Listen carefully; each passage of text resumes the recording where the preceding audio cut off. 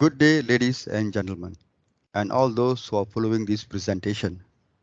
I am Major General Dr. Nixon, and I will begin the presentation by providing a platform in the evolution of warfare and where it is today.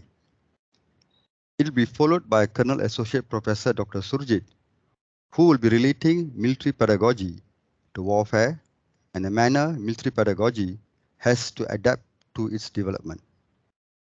Ponchafika then conclude by highlighting the manner leadership attributes are emphasized as part of pedagogy, the National Defense University of Malaysia. Ladies and gentlemen, generally, warfare can be referred to any form of conflict, terrorism, or grey zone attempts to undertake an adversary using regular and irregular means. From the past centuries to the present, conflicts around the world are mostly driven by the need for resources, economic disparities, and ideological, religious, or cultural differences. In the words of Clausewitz, warfare is an act of force to compel the enemy to do our will, and the force taken could be either deliberate or cohesive. The nature of war has evolved over the last 2 centuries, from the brute force using might to industrial age in using mass production and mass destruction to modern warfare utilizing information and knowledge to be more precise in targeting the adversary. The ongoing technology advancement has made warfare more complex and more destructive in nature. As technology advances, the warfare spectrum has also propelled into various levels to include land, sea, undersea, air and space in destroying an adversary. Such new technologies and its applications have made war more deadly, more destructive, with more precision. These rapid changes in the manner war is fought today mainly dominates military thinking. Now, since the changes in warfare relates to military thinking, it is pertinent to place pedagogy with specific objectives where the learning combines with certain knowledge and skills as part of the overall education process. Although pedagogy reflects national and cultural practices that determine thoughts and values, military pedagogy emphasizes on military sciences that views philosophies, concepts, visions, doctrines, and technologies in the military education and training. Since the National Defense University of Malaysia is the only military-based higher learning institution in the country, it becomes more demanding for the institute to graduate military cadets as not only academically qualified, but also able to meet the needs of the Malaysian Armed Forces with basic military knowledge, skills, and leadership qualities for their future role. Military cadets are trained to become officers in the armed forces and are expected to be leaders in decision making and managers of their troops. One is required to lead, direct, and motivate soldiers, or which would become a mental and a physical challenge. It is essential for military cadets to plan, organize, and analyze problems, and at the same time to be clear, concise, and with effective communication skills. Therefore, ladies and gentlemen, this presentation aims to provide a better understanding to what constitutes in the military pedagogy, approaches, and educating military cadets to adopt to modern warfare. Next, we shall view the evolution in warfare. Now, a brief examination of the Revolutionary War illustrates the breach between the hand-to-hand combat of the medieval era and modern warfare. Most battles in this era were fought on land using musket rifles as their primary weapon in Revolutionary and Civil War. In World War I, development in industry brought about changes in technology and the manner war was fought. The use of gas, tanks, and planes made war more brutal and destructive.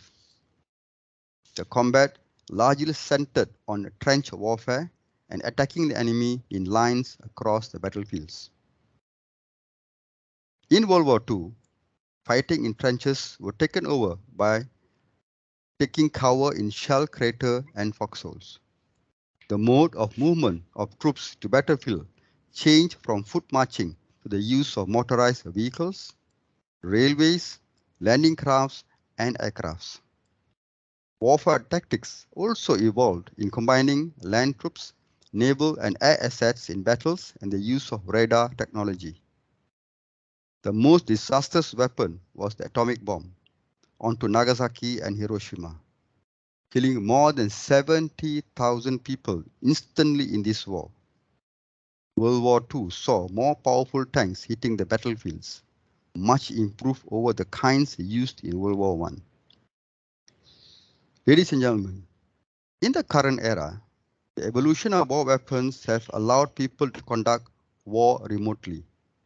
Though ground forces still play a role in battle, many pieces of military technology allow war to be waged from a distance. Some of these top pieces of military technology include drones, missiles, and space weapons. The Gulf War have been seen the use of these combat assets and the destruction they could make.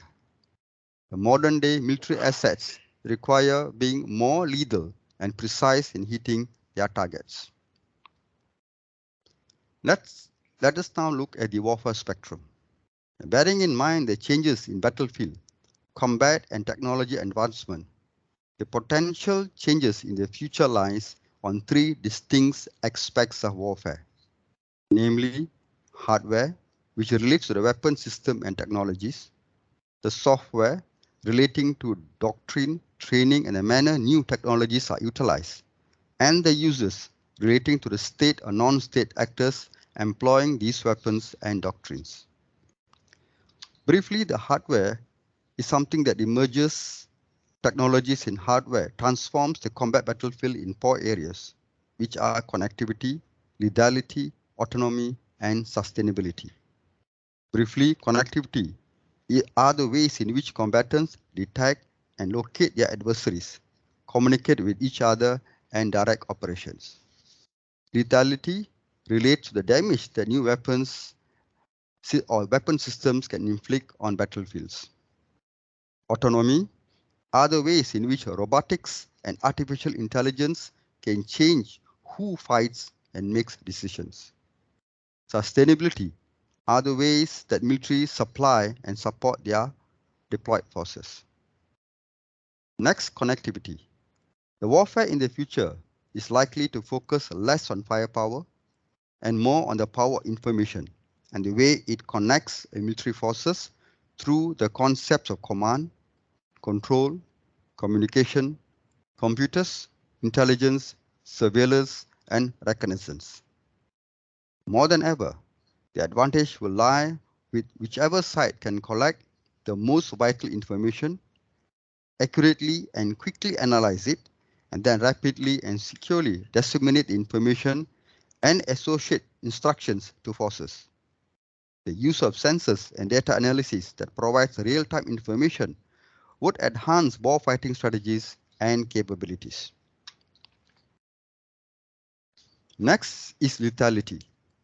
The most significant ongoing trends in weaponry is the growing combination of high speed, long range, enhanced destruction potential, and pinpoint accuracy. It is believed that in the next decade, the accuracy will be further enhanced by the integration of satellite provided imagery and positioning, timing, and navigation information in most weapon systems. Such advances will be likely to improve systems capable of striking across continents as well as more tactical weapons, such as guided rockets, artillery shells, and mortar rounds. The launch of missiles using could pose a threat on vital installations and headquarters as targets. In addition, It will also have long-range precision strike and defense capabilities to detect, intercept, and destroy. Autonomy are systems and artificial intelligence that would play key roles in future modern warfare because of their widespread applicability to different functions. Autonomous systems are not new kinds of weapons, but are enabling technologies that allow existing platforms to operate with decreasing levels of human interaction for extended periods and in increasingly deadly environments. The development and evolving capabilities of these autonomous systems are closely linked to advances in artificial intelligence. Now, artificial intelligence are already in use to enhance the performance of a variety of existing weapon systems, such as target recognitions in precision warheads, and can be used in support of humans in human-machine teaming, including decision-making tools or as a decision-making engine itself. Next, we shall look into sustainability. These are new technologies such as robotics, additive manufacturing, biotechnology, and engineering technologies, which are likely to greatly improve military logistics and sustainment. The use of unmanned vehicles for logistics support could sustain troops deployed further and longer in missions. Biotechnologies could enhance the ability of soldiers to survive in battlefield due to virtual medical and fitness monitoring, including providing medications. Ladies and gentlemen, next, let us look into the software perspective.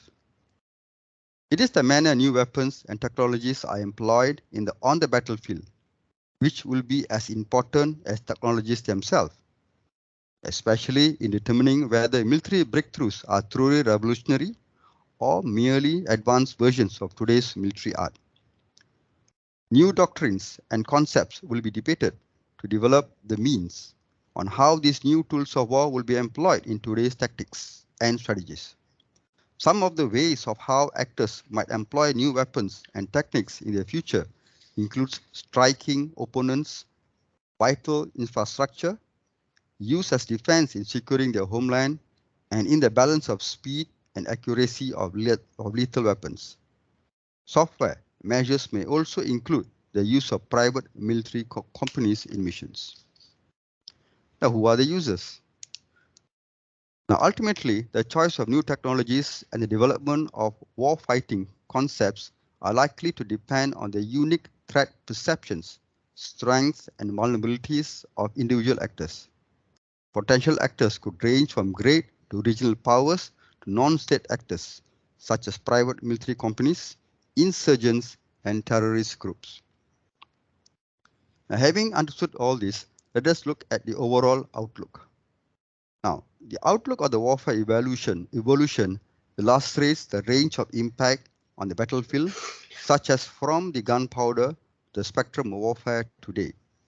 The extent of technologies, enhancement in the hardware, software, and especially in the deployment by the users indicate the nature of impact it has in future wars. Therefore, with constant development in technologies and warfare methods, military cadets must be trained to be knowledgeable and skillful to adapt the ongoing changes in warfare. This means that military cadets must be analytical and critical in thinking and have characters of leadership to be confident and decisive in decision making in their military roles. To have such abilities, it is pertinent for military pedagogy to include approaches such as collaboration, integrative, and reflective, to name a few, in the training processes. The end state of the military pedagogy is the intellectual age that must be nailed in the military cadets during their learning and training process in the National Defence University of Malaysia. Ladies and gentlemen, in short, the journey of a military cadet begins here. Tough, challenging, and stressful. But the product of military pedagogy will mold one to be like this: fit, confident with leadership qualities. In other words, a future soldier. Okay. Uh, Thank you very much, Major General Dato Dr. Nixon, for your wonderful talk. And he has what he call given the historical aspect of warfare and how it has evolved over time from the rudimentaries of warfare to the modern age. And if you notice, a lot of modern military arsenal has been used, and it has gone has improved by leaps and bounds. Okay, my job is to introduce to you all about pedagogy, and you cannot run away from pedagogy because as military personnel, we also have to know what pedagogy is and which is relevant to warfare, and because we train cadets and military personnel to handle war. Okay, so what is pedagogy? Pedagogy is a method of teaching in which teachers teach both in theory and in practice. Here, very important because for a military personnel, whatever he learns, he has to put it into practice. Pedagogy is shaped by the educators' teaching beliefs and involves their understanding of culture and different learning styles. It is essential for students to have meaningful classroom relationships in order to build on prior learning. Again, the word culture comes in, and culture is very important because we do take part in foreign operations and we must know the local culture. Pedagogy refers to the way of teaching students, whether it is the theory or practice of educating. It's a relationship between culture and techniques of learning. The main aim of pedagogy is to build on previous learning of the students and work on the development of skills, attitudes of the learners. So here, the knowledge, skill, and attitude comes in. Okay, so now what are the approaches that we use? One is uh, constructivities,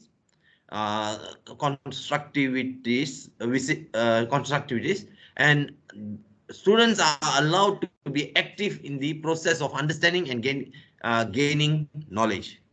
And then the second part is that has to be emphasized is collaborative. The students form groups of learners that learn together and work to solve a problem, build strategies, ideas, create products, or complete a task. Here we must take into consideration for military training, there's such a thing as a buddy-buddy system, and they must work together. Otherwise, the mission will not be accomplished.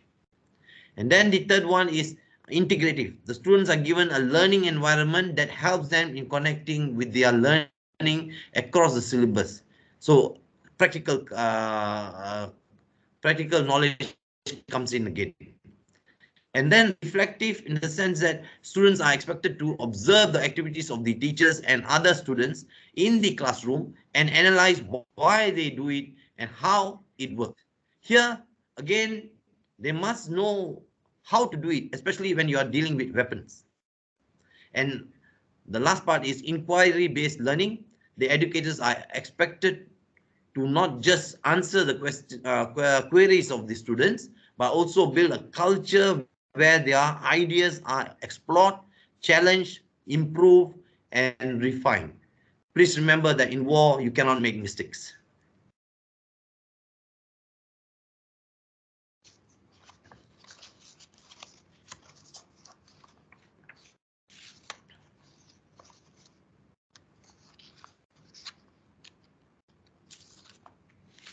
Okay, what is military pedagogy? So, according to Skunk and Nielsen, 2007, military pedagogy is applied in the following context. Military personnel are willing to cooperate during military education and training, which means that during the process of knowledge acquisition, they are more likely to adapt in order to gain proficiency. Again, it's very important that they adapt to the situation because situation keeps on changing. Then personnel are trained to survive and work under extreme conditions. You might say, "Oh, why are we torturing the military cadet?" But at the end of the day is when you go into war, whether you're going to come out alive or on a stretcher bag. Then the other thing is personnel must be able to carry out the duties effectively and efficiently. They have to listen to orders and they cannot implement their own orders unnecessarily unless the situation requires them of it. Then personnel are considered adults undertaking military tasks as an armed forces. So they have to work together and they are carrying weapons. So they have to have certain amount of discipline. And instructors are not always trained to instruct. They are subject matter experts, administrators, tactical commanders. They are generally uniformed military personnel, but may not necessarily be full-time instructors. So in the military, you must learn different trades and be able to uh, follow it accordingly. And now, of course, why do we need military pedagogy? According to Miss D. Shirley, 2019, modern war threats are as follows. One is resurgence of great power rivalry. Now, currently, there's a war going on between Russia and Ukraine. Changing norms of warfare. Warfare keeps on changing because due to the modernization. Our span of foresight is shorter. We tend to think only of the next 5 years, but now we have to think the next 30 years, what will happen to the world, right? And we also have to bring in a bit of on climate change, shortage of food, and all this kind of things. Then of course migration, another big topic. Faced with the broad spectrum of threats, here is the spectrum of threats is not only state actors but non-state actors. Non-state actors are the terrorist groups, okay, the fundamentalist groups who are against us or who have a cause and who are against certain people. Then the rapid threat development, now you see nuclear arsenal, as stated earlier, the atomic bomb came in during the World War II, and it has been become more powerful now. And the last one is revolutionary technologies, where we have AI, robotics, and biotechnologies. That is the using of chemicals. So with the current and new possible dangerous threats, militaries have to give emphasis to, right. So their training and their learning has to be in sync with what is happening today. So they have to be have analytical thinking. That means they must analyze the situation. Okay, not only the commanders but also the soldiers.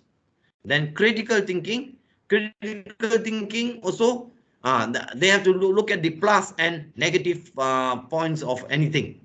And then the best part is they have to be adaptable. So adaptability and adaptability because of the changing conditions.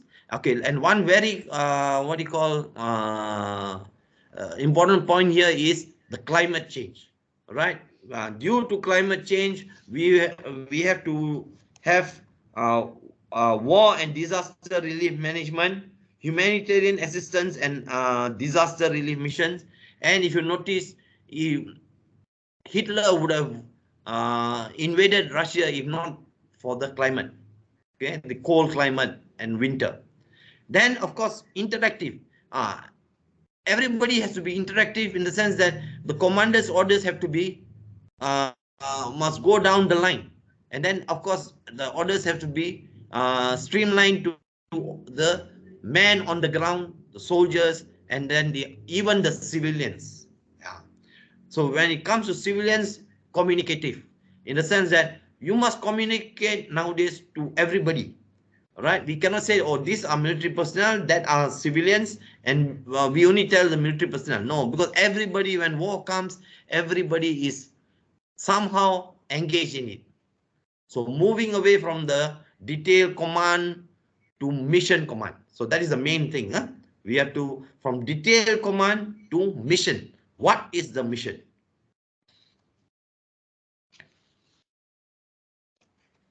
Okay, so how do we use these modern military approaches? Okay, according to what we learn under pedagogy, constructivities, interaction with small and medium industries, SMEs, seminars, by having visits, by sending our students for industrial training to military institutions and military institutions that have military material in them. Okay, the other one is, of course, collaborative, discussing through group discussions, project works with other military institutions. Here, we also send our students to Thailand, and then they come reciprocate to visit. We send our students to Pakistan has come on a visit, right? And Indonesia. So mostly ASEAN countries. Integrative to host foreign cadets exchange programs like such a thing as NADI workshops. NADI means Network of ASEAN Defense and Security Institutions, and ASEAN Regional Forums, ARF. Okay, we are in ASEAN, so we have to be part and parcel of it. And then, of course, reflective. The classroom activities and sharing sessions leads to brainstorming, and we use case studies methodology, right? Okay, like there was an insertion in Lahad Datu, right? Okay, the students look at the both how did it take place and what was the action taken place and what were the pros and cons of the situation. And then the other thing was on inquiry-based learning, okay, research studies on military and defense. Okay, students write papers on that, so that research is always there. All right, so now we have some photographs of showing us what are the activities that the students are involved in the different exhibitions, and then defense, security, and sustainability exhibition, right? And then we have the students along with the civilian personnel and some with the lecturers, and then in the classroom they are having a discussion, right? And portraying the information to the other students. Okay. And how to achieve all this is definitely through sustained investment in professional military education through increased budget for virtual training. The reason being because now we are going on to the concept of the virtual soldier, right? So we have to modify our training accordingly, okay, to suit the modern conditions. Okay, the other thing is to achieve an intellectual age through advanced technologies using simulations.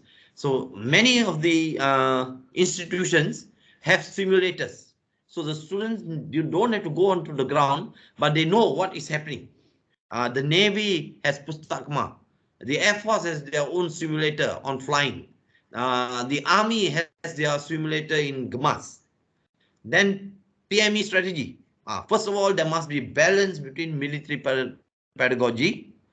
Then the other thing is we must have professional education. There must be a balance between military pedagogy and professional education. And the lastly is experience. We cannot run away from experience.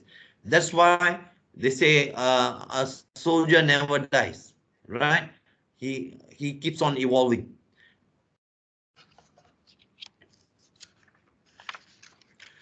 All right, basically to conclude this one, I want to discuss about the intellectual age, right?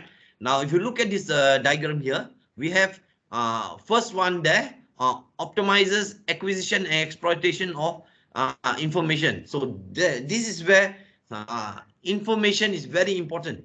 You must know information about your units, and you must also know information about the enemy, right? As Sun Tzu put it, you must know your enemy. Then, of course, innovative thinking to exploit assets. Whatever asset that you have, we may not have they may not be the most modern, but through innovative thinking, we can regulate it and improve it. And of course, we cannot run away from cognitive determination. Okay, higher level education, that's where NDUM comes in, right? university degrees. Even our normal soldier goes for a diploma program. Okay, and then coming back to the principles of agile, flexible, innovative, trusted, engaged. These are parts of the training that they receive. Okay, and another thing is the adaptation. Okay, again, cyber warfare. Okay, they have to adapt to cyber warfare. The other thing is they have to the use of drones and all the kind of thing. Previously, it was all foot soldiers. Then superior decision making. This one is from top to bottom, right? Of course, the commanders have to be trained well, and they must impart this knowledge. So superior communication and engagement skill. No use knowing everything but not imparting that knowledge to the man on the ground. And then handling complexity and uncertainty. This is one very important aspect of military training and education, because war changes situations and you have to adapt accordingly. Okay, thank you. Now I will explain the 6 attributes leaders of character. A graduate should understand and accept personal weaknesses, strengths, and preferred learning styles, have knowledge of a range of learning strategies, and take responsibility for their learning and development, and respond confidently to change in a flexible and adaptable manner. There are not many military tertiary institutions in the world. Some of the military tertiary education providers includes the United States Military Academy, West Point, the Royal Military Academy in Sandhurst, United Kingdom, PLA National Defense University in China, Republic of Indonesia Defense University, RIDU, and other established institutions or military academy. Likewise, we have the National Defense University of Malaysia, NDUM, as the sole provider in tertiary education for future military officers. In comparison to other higher learning institutions, NDUM synergizes military pedagogy with education for military cadets to mold them to meet future demands in warfare. As such, the learning environment in NDUM blends academic learning and practical understanding imparted from experienced academic tutors and military practitioners in developing military cadets. However, the military environment in NDUM too benefits the civilian students in enhancing their patriotism towards the nation as they go about studying together with the military cadets in the university. It is anticipated that when these students graduate, and though be working in different fields of professionalism, such as in the government or civil service and in the public sector, they will continue networking through the NDUM alumni to benefit their organization and the nation as well. As part of the pedagogy approach in meeting the intellectual age, as mentioned by PM Dr. Surjit, the university advocates 6 leaders of character attributes to be inculcated in the both military cadets and civilian students to become leaders of character through the following means.